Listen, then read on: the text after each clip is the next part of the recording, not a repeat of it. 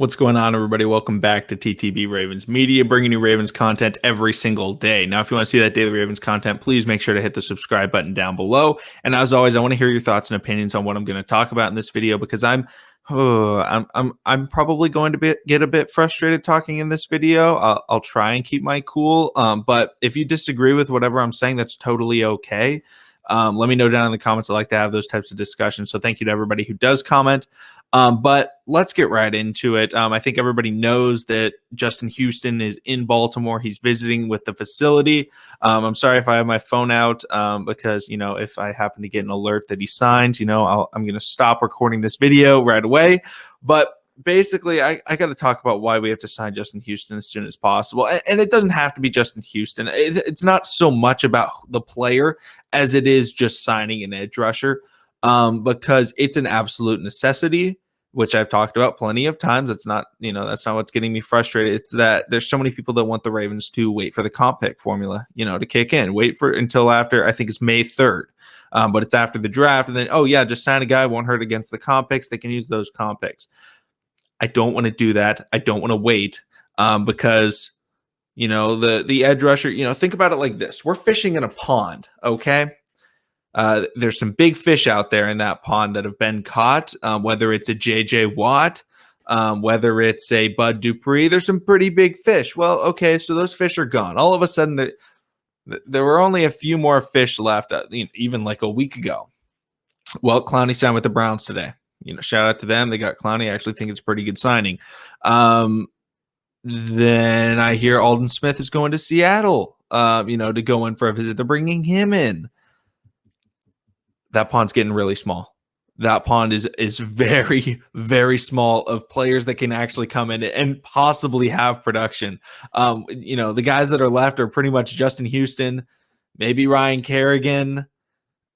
I don't even know how much Melvin Ingram would contribute, but I'll throw him in there. And then Olivier Vernon, and that's it.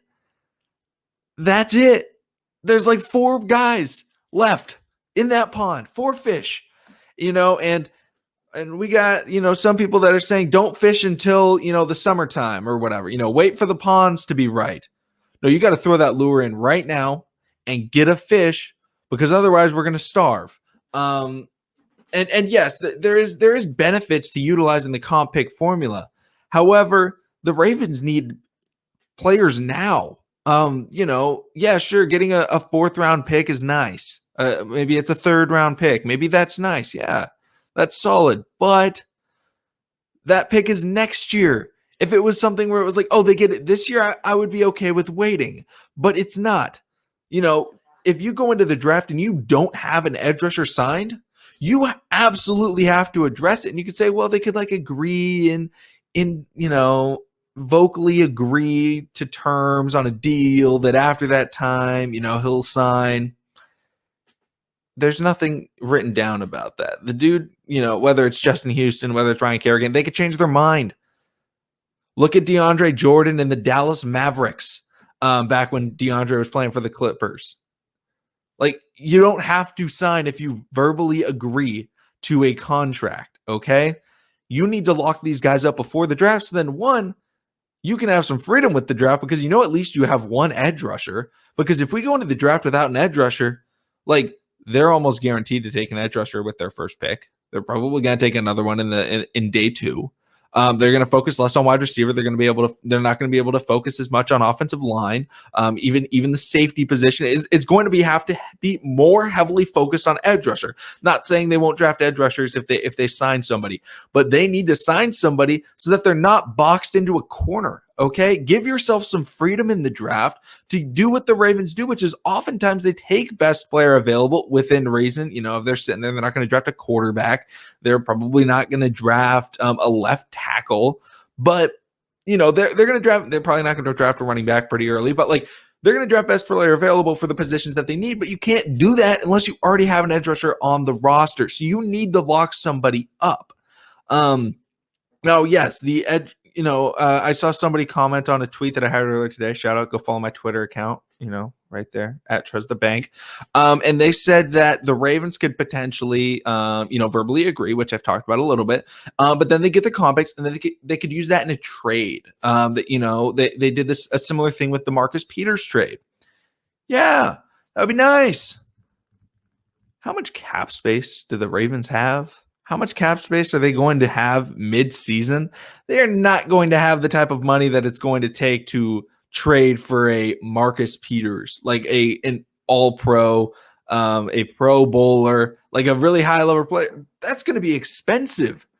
Like the benefits of draft picks is that they are cheap. But like we are not going to be able to trade for some guy that's going to be very cheap unless we just end up cutting somebody that's making a lot of money, and I highly doubt that will happen. So for me, making a trade mid-season, the only way that's going to happen is if it's an Orlando Brown Jr. trade. I really don't expect Eric DeCosta to put the Ravens in more of a financial bad situation, financially poor situation, because he's pretty smart with his money, and he understands that the Ravens are going to have to pay Lamar, and making a trade for a guy using comp picks.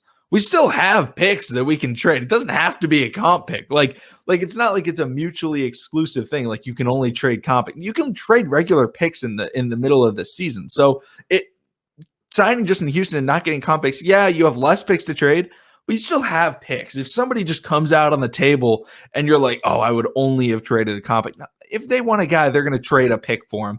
Look at what they did with Yannick Ngakoue last year. They just traded their third round pick. I think they traded a third and a fifth, but they traded their regular third round pick. Now they did also understand that they would get a third round comp pick, I think, for David Culley, but maybe it was for somebody else. But comp picks are nice. They're helping to build for the future, but we need to win now. We need players that are going to be able to contend, for roster positions and make big time impacts. Okay. If we draft a fourth round player, I don't expect them to make a huge impact on the team unless somebody gets hurt and they step in. Like only like the first round pick is going to make a major impact. Potentially a second round pick could make some impact. I mean, you look at the Ravens draft last season, obviously Patrick Queen, major impact. You look at their second round pick, J.K. Dobbins. Okay, I'll give it to him, major impact. Third round pick, Devin Duvernay. He was there.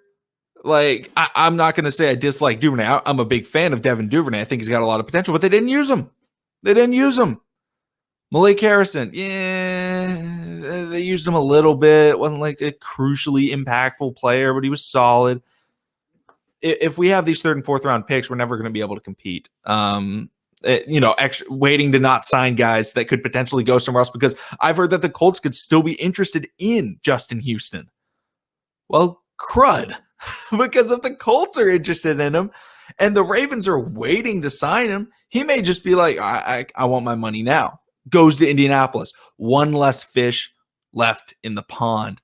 We need to grab that fish. We need to grab that edge rusher so we have freedom in the draft, and we have freedom, or not really freedom. We just have the ability to have an edge rusher because we need one that we know will be an impact player from day one.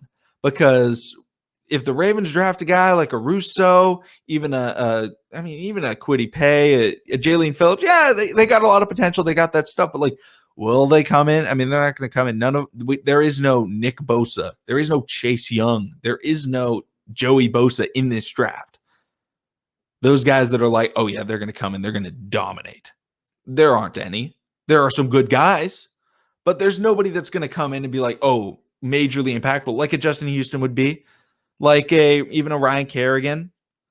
Problem is, if you wait too long, those fish are going to jump on another team's hook. So you have to get them right now. Comment if you disagree, but I'm so in on signing an edge rusher. If it doesn't happen, I don't know what I'm going to do. But thank you, everybody, for watching. Subscribe for daily Ravens content. I said it a few seconds ago, but comment your thoughts and opinions because I'm very curious. Shout out to my guy, Lou Dort, dropped 42. I'm a big OKC fan if anybody did not know that. But thank you, everybody, for watching. See you again tomorrow or later today if Justin Houston gets signed.